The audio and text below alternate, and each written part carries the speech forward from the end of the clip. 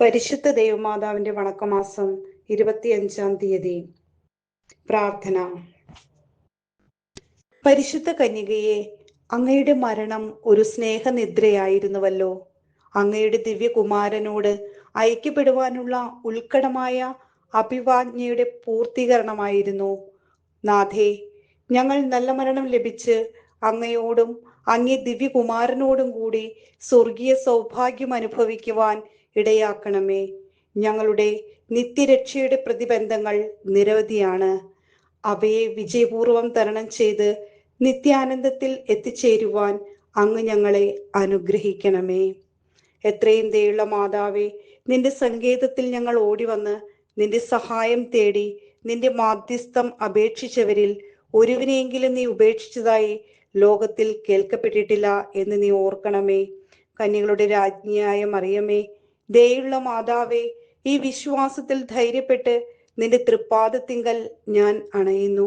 നെടുവീർപ്പിട്ട് കണ്ണുനീർ ചിന്തി പാപിയായി ഞാൻ നിന്റെ ദയ ആധിക്യത്തെ കാത്തുകൊണ്ട് നിന്റെ തിരുസന്നിധിയിൽ നിൽക്കുന്നു.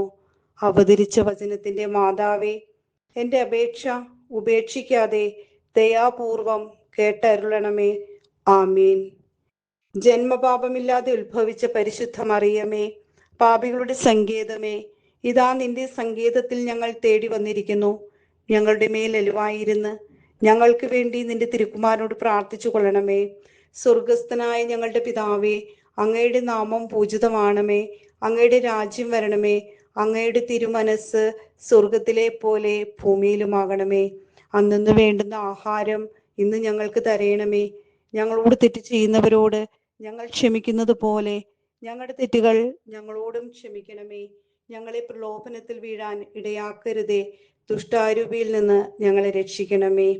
നന്മ നിറഞ്ഞ മറിയമേ, സുസ്തി, കർത്താവ് അങ്ങയോടുകൂടെ സ്ത്രീകളിൽ അങ്ങ് അനുഗ്രഹിക്കപ്പെട്ടവളാകുന്നു. അങ്ങയുടെ ഉദരത്തിൻ ഫലമായി ഈശോ അനുഗ്രഹിക്കപ്പെട്ടവനാകുന്നു.